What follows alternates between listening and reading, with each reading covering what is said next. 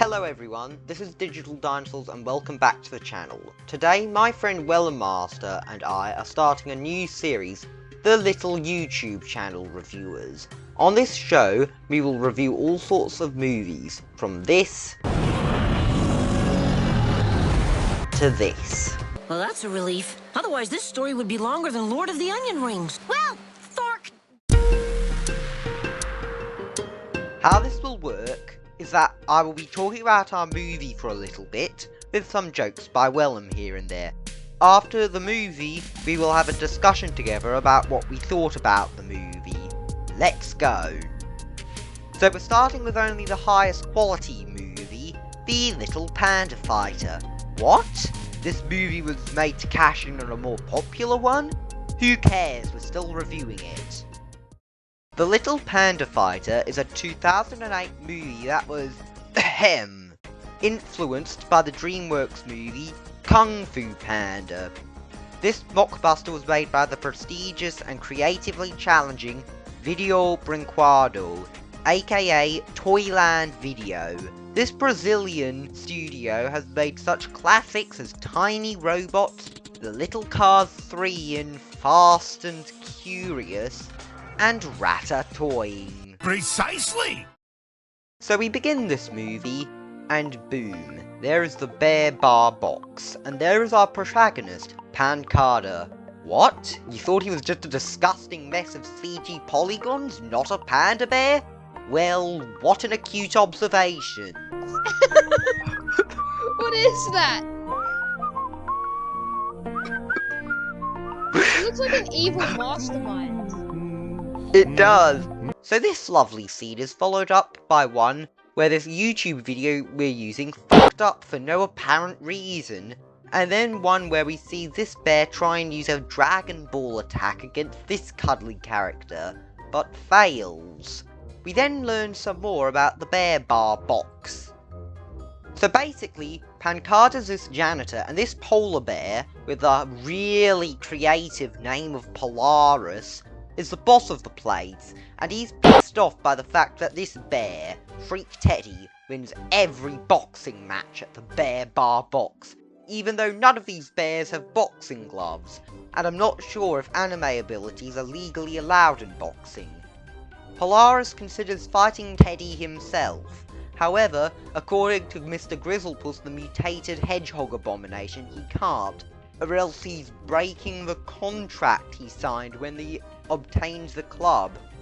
What the fuck sort of backstory is that? So, Grizzlepuss and this female bear called Honey bully Pancada because he dislikes fighting and prefers to dance instead. Everyone's so mean to him. I don't know, Wellom. I don't know.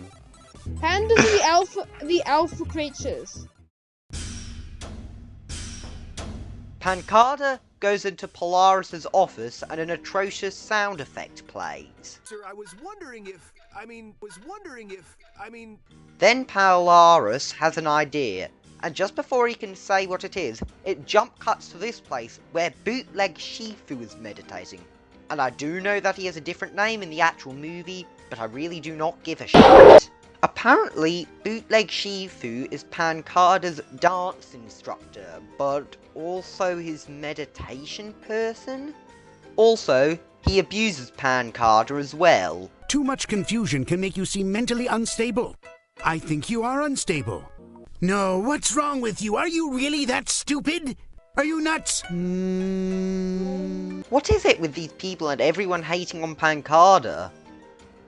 Bootleg Shifu's model is pretty low quality. He looks like a clay person. Now, we get to learn what Polaris's idea was. He will be dressing up as the Great Bear of Mystery! Be very afraid. I am not afraid. You are less scary than the design of Edmund Elephant from Peppa Pig. Pancada says that the costume smells like an order of chicken and broccoli with a side order of feet. Why is Pancada being mean to the one character in this movie who he has interacted with and hasn't been unpleasant to him? Oh wait, I forgot to mention a scene earlier where Polaris pushes Pancada over, so forget what I just said.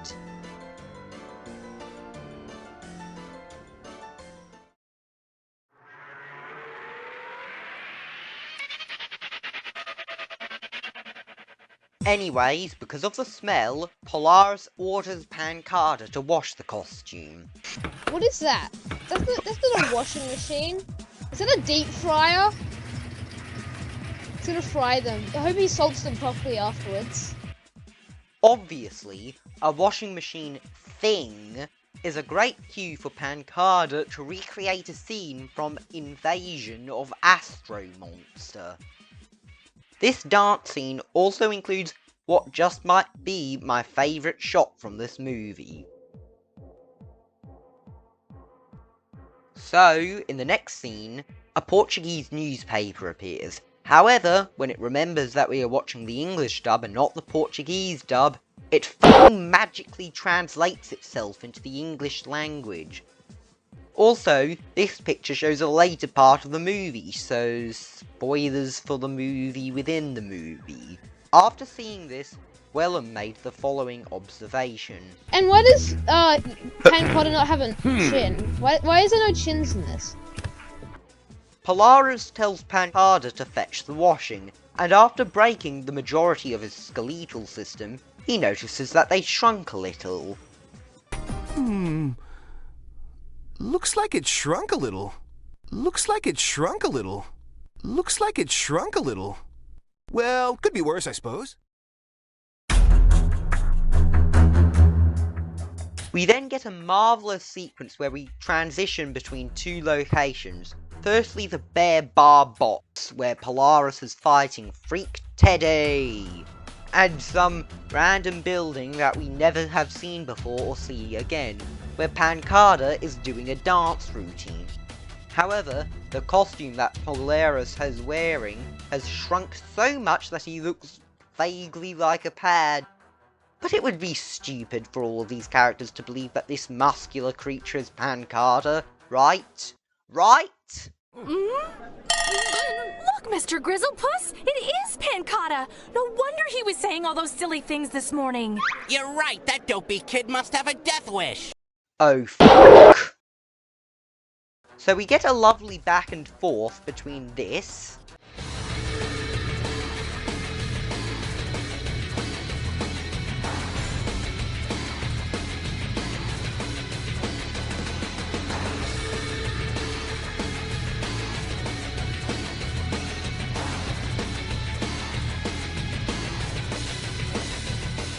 and this.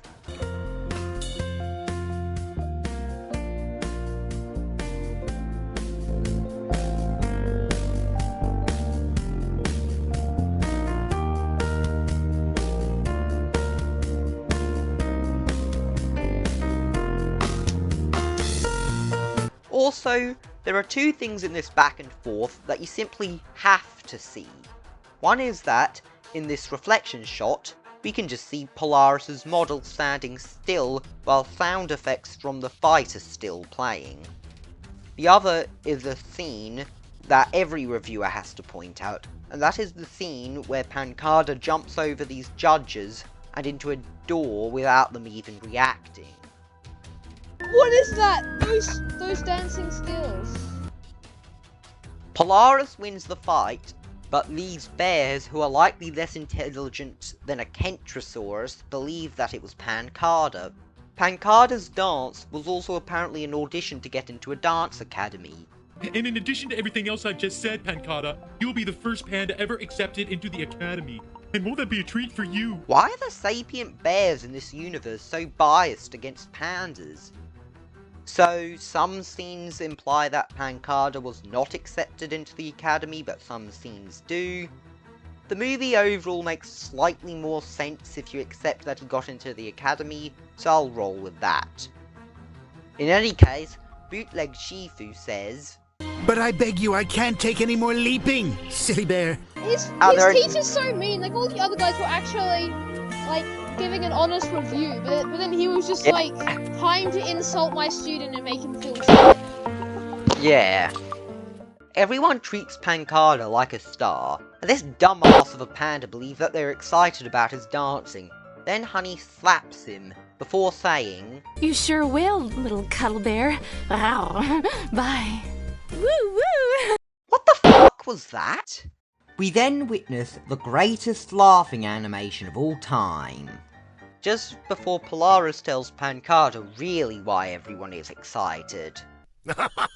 You mean? You thought I was really talking about... I thought I was going crazy. Sorry, kid. Ain't that a kick in the head? You see, kid, I guess I really didn't know what you were talking about. Also, why is this movie called The Little Panda Fighter? And he has not fought yet, has been adamant about not fighting, and we are over halfway through the movie. Well, it is nice. I mean, getting adoring fans is what it's all about, you know? That was the best transition ever. Yeah. So after that, Bootleg Shifu says, Sorry, I think you're lying. You know, I wasn't born yesterday. Before Pancada talks to him about the mix-up. Bootleg Shifu tells him some bullshit about telling the truth or something. Then they meditate, because remember, Bootleg Shifu is a Zen philosophist.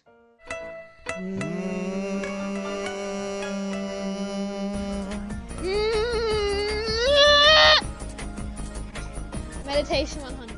Another newspaper that spoils a later part of the movie appears. I wonder if on the next page it will tell us who Luke Skywalker's father is. After that, Pancada goes into Polaris' office again so that they can discuss the next fight with Freak Teddy, where our interesting protagonist says that he wants to be the one who fights Freak Teddy for personal pride. You see, I want to be the one to fight Teddy Thunders.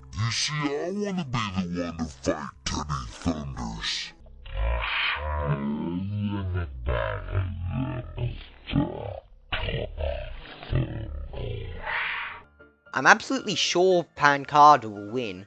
I mean, it's like asking who will win, Barney the dinosaur or Rexy from Jurassic Park. I'm certain an obnoxious kid's mascot can whoop Rexy's ass, right? Right? So, for some stupid reason, Polaris agrees to this obviously one-sided rematch. There is then a news report on the upcoming fight, and it includes this marvel of incompetency. It has been announced that former national heavyweight champ Freak Teddy and current champion Pancada... How the fuck was that mistake even made? After learning about the rematch, Honey says, I always thought he was something special. Wait, what the fuck? You were mean to him earlier, you crappy CGI bear.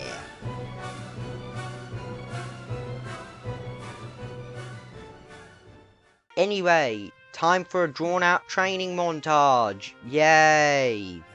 I think I found my new favourite shot. Yeah, that would be a good wallpaper for my computer. This montage is so dreamy, isn't it? Also, why is the washing machine still going? It has been at least several days since you washed Polaris' costume, so why is it going? Was it that hard to prevent a single animation from looping?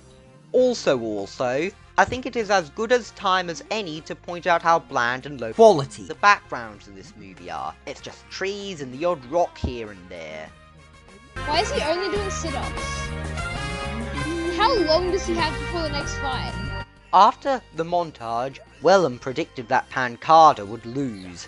Let's see if he was right. Oh fuck, Bootleg Shifu is back in town. I don't look good with bruises. Well, to be frank, you don't look particularly good as you are right now.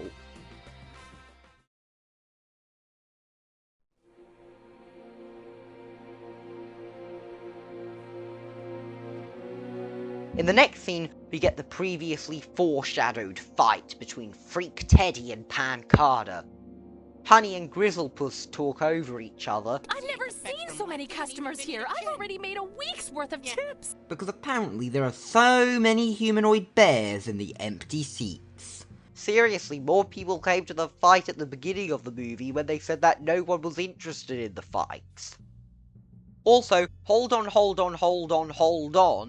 Why has Freak Teddy's mohawk disappeared? It was clearly visible in earlier shots. What? Did he cut it off for Zen?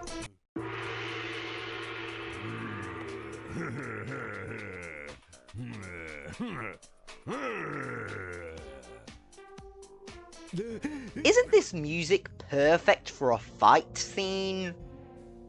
Freak Teddy lightly taps Pancada on the nose, which is enough to send him tumbling down faster than a sauropod attacked by an Indominus Rex in Jamie. When the weak panda tries to ask Polaris to let him back out of the fight, he says, "You get in that ring or I'll damage the rest of you, you hear me?" Sheesh, turns out Polaris is a pretty nasty f***ing asshole, isn't he? Freak Teddy then reenacts the tiebreaker fight in Godzilla vs. Kong, and really gets up close and personal with Pancada. What the fuck is Pancada saying? Give him the what for! What the fuck does what for mean? Can't say I didn't see this coming. Always knew that kid was a loser. What the fuck? You were praising him recently. I've said it before and I'll say it again. Pancada the Fighter's a goldmine. Pancada subsequently has a flashback involving Bootleg Shifu. Remember, if you fight like you dance, you can never go wrong. Firstly, why is Pancada skydiving in this flashback? This planet appears to be tiny, and there's no way there's that much atmosphere to allow Pancada to skydive from that high height. We see more of it later, so that's why I'm pointing it out. Anything to point out about the skydiving, Wellom? Yes, I love these. And secondly, good advice. Dancing is a very powerful and dangerous skill. Oh wait, Pancada still gets the fucking living daylights punched the fuck out of him by the S-tier Freak Teddy. Pancada's championship looks to be the shortest on record, with only one victory! If there's only one victory, does that mean it still counts as a championship?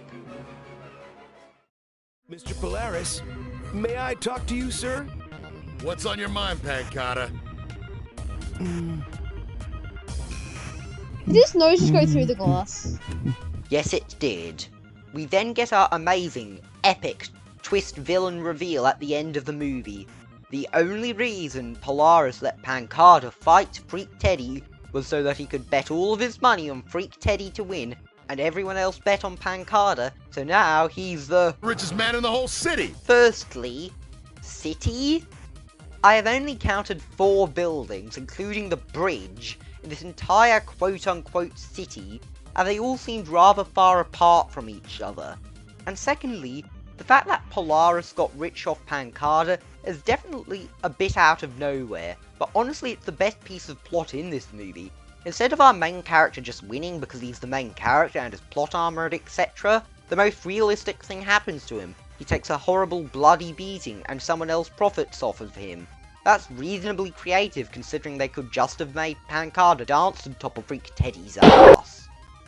The least he could do is give a bunch of the money to the Little Panda Fighter. So this stupid as fuck Grizzlepuss finally figures it all out. Oh, I think I finally figured. Shut your stupid mouth, me and Wellom do the talking around here. Grizzlepuss proceeds to try to rip Pancada's face off. It is then revealed that Polaris has retired and moved to the North Pole. Wait, if this planet is so small, then how is there even a polar area? That is just dreamy. We only have one final scene in this movie. Pancada has taken over the Bear Bar box, somehow, and has turned it from a boxing place to a strip club, complete with female bears dressed in minimalist outfits. Grizzlepuss looks dumbfounded and says, You're yanking my fur again, ain't ya? Before we get our final shot that looks like what an alien would create if it only knew bare minimum information about panda bears. He has such like average teeth. Like his teeth like that, they're a little bit yellow, but not enough. So they're just like everything about like the people in this movie was just so average. Roll credits.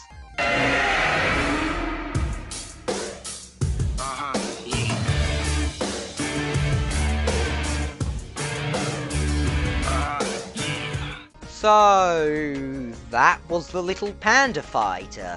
Well, yeah, welcome back, guys. So, today we'll be talking about, what we thought of the Little Panda Fighter. And, yeah, what did you think? It's a very interesting movie. I have to agree with that. Yeah. Something I do like about the Little Panda Fighter is that, due to how shit it is, it loops around and becomes ironically hilarious. Why, I wouldn't go as far as to say hilarious. I feel like it was creative in the way it ended. I feel that was one of the good parts about it. I feel like, well, yes, it could have been done better overall. I feel like one of its good points was it had a creative ending, which is the kind of ending you don't see very often in films. Like, a regular film will just have him winning the tournament fight. Or continue for, like, another, 1 hour before he does beat the guy, but I feel like in that way it was like a creative ending. But yeah? I felt like the rest of it wasn't that good, so overall, I've rated all the aspects of it. So first of all, for the animation, I'll give it a 2 out of 10. There's such thing as worse animation, but it had no attention to detail. It was just disappointing. Yeah? I rate the story 4 out of 10. It wasn't that bad of a story, and I felt it had a good ending, so I feel like that gives it extra points. And for overall enjoyment, I felt like I enjoyed it enough for a 2 out of 10. I was bored the entire time. It was so bland. So my overall score is 2.7 out of 10 approximately. Okay, so I'm gonna base my own rating on characters, story, animation, and overall enjoyment. First off, the animation gets a 3 out of 10 for me, because after all, it's not the worst I've ever seen. Trollland, Spiders Web a Pig's Tail, and Animal Soccer World all had way worse animation that was in a completely different league of awful shittiness to the Little Panda Fighter. I'll give the characters a 2 out of 10. They were mostly unlikable, or boring, or uninteresting. The most interesting character was Polaris, because he betted all of his money on Teddy. The worst was Honey. She was shallow and nasty. The story I will rate 3 out of 10. It was definitely creative at the end, but otherwise, the story's just kind of meh. Fuck, I made an emoji movie joke. But otherwise, the story is just kind of Walt. Nothing particularly out of the box happens, and the training montage was pointless. Finally, my overall enjoyment. I'm actually gonna give it a 6 out of 10. I just find this movie so hilariously incompetent and crap that it's actually pretty entertaining to watch, for me anyway. However, I would still rather watch Video Brinquedo's other ironic masterpiece, Ratatouille, over the Little Panda Fighter any day. That movie is even more hilarious. Precisely! I will give the Little Panda Fighter a 3.5 out of 10. I gave it a 2.7. So it's 3.1 to the Little Panda Fighter. I have a feeling that we'll have much higher ratings as this series goes on. Yeah. The Little Panda Fighter is a masterpiece you all should watch. You can find it on YouTube, but otherwise, we do recommend that you support the creators of the movie because... No, the people who made it are bankrupt. Well, I still recommend that you do something nice for them because they worked decently hard on this movie, I guess. But the animators obviously took like 5 minutes to do this entire movie.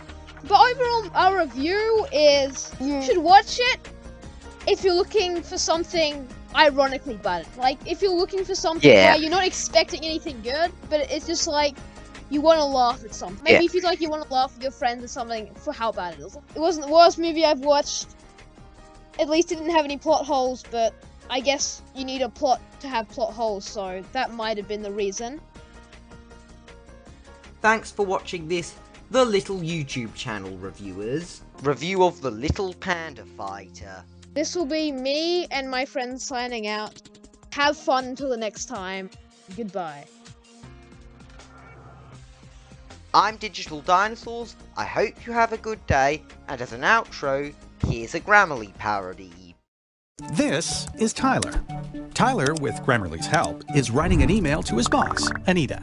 Tyler sits just 47 million feet away, approximately the distance to Antarctica. Tyler desperately wants Anita to like him, but doesn't want to sound unsure of himself. He also wants to explain the incident at the elevator. But Tyler worries that Anita doesn't think he's confident, especially after the time he told her, "I'm a suppository of information." And she gave him this look. You mean? You thought